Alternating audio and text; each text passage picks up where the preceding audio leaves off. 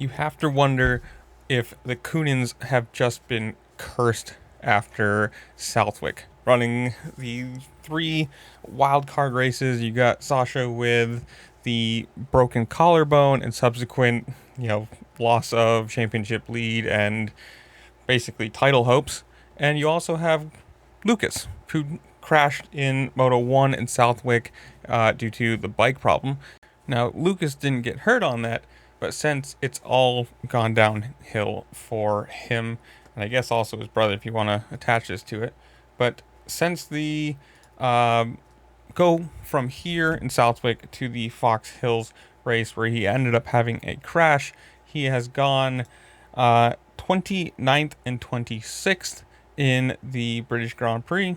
He's gone did not start in the Czech Grand Prix, and as of today, pulling out of qualifying and out of the championship contention and also this round's contention.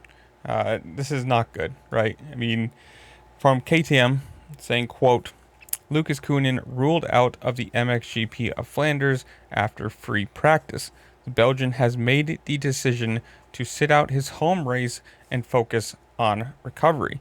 Now, this is weird too, considering in free practice, he ended up with the 5th fastest time. So, speed, but not maybe the power in his hands, the control in his hands or something with the sciatic nerve problems that he's been dealing with since his crash in Fox Hill. Now, this is big, right? Because this, for all intents and purposes, hands the title to Hurlings. As of the moment, Lucas Coonin has 566 points in second place, and Jeffrey Hurlings has 615 points right now.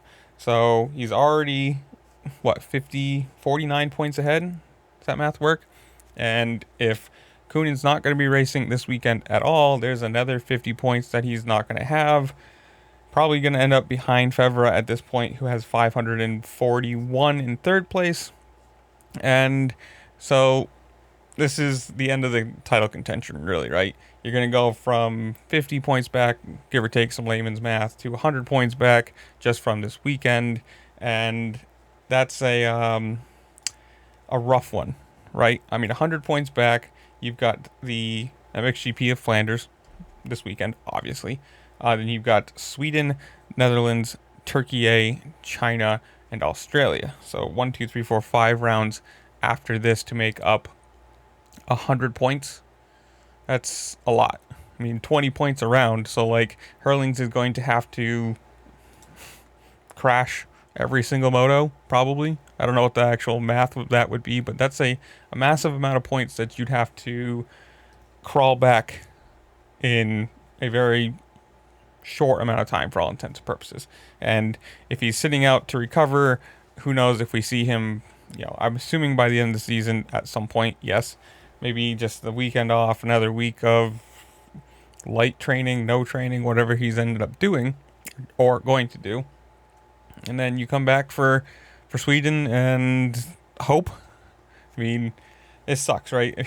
You see, they come over to the U.S., they run their two of their 3 wild card rounds, look incredible, look like, hopefully the rumors are true and they're coming over here to the U.S. to race in next year. Is that the rumor? I think it's 27. And hopefully they can be a little quicker on speed of learning Supercross than Prado has been. But it's all kind of rumor and conjecture until it's signed. And it sucks to see for this year for him in title fights, both of them for their own class, and you come over and run, a couple, whatever, just for fun, make everybody look and say, hey, look how good we are, please some sponsors, to losing titles. I mean, it doesn't really change much about their skill, right? They have obviously shown that they are top of the top talent, and if they do end up choosing to come over here to the US, that's going to be incredible. I'm all for it. Especially as just from a fan side of things, you're adding 2 world-class riders into this series. are into these series, you know, the 250 and the 450, I'm all about it. But to lose titles for races that don't matter, obviously, that's a massive problem. And I'm assuming the is it the Carly KTM team? I think they're both signed to. They've got to absolutely hate this, right? Obviously, it had to be signed off on. They couldn't just go over there and race by themselves or under their own, you know, will. So somebody had to sign off on it, and it is just sadly the addition of races, right? You have a big crash. Might not have gotten injured over here, but definitely not good to land like how he did. And I mean, this is great. Bad. It's gotta be kind of how you say, elephant in the room for these two if they lose both these titles and have to sit there for the rest of the year, you know, in meetings with team people. You know that you threw it away. Sucks. I mean, it's really cool to see that they did come over and race, and you know, hopefully it was a interview, I guess you could call it, for them coming over here and racing.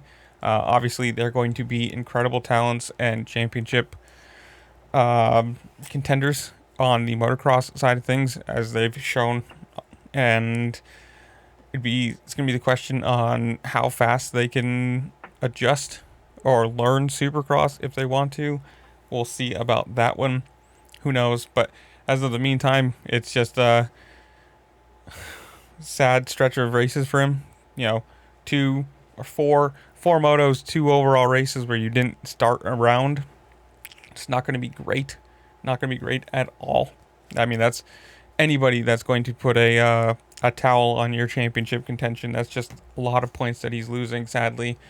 But that's where I'm going to leave you guys. Comment down below. Tell me what you think. Would you like to see them come over here and race? If they do, how well do you think they're going to do? Obviously in the motocross / supercross side of things, because they can be good at one and bad at the other.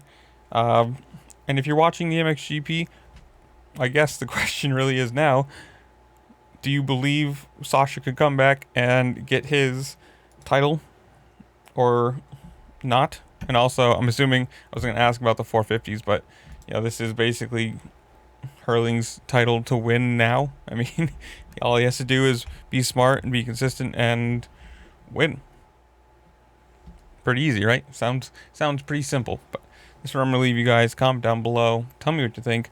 While you're down there, make sure to like, share, subscribe. Do all the fun things that this platform allows you to do, because it does really help me out. I appreciate it. And with that, I'll see you later. Peace.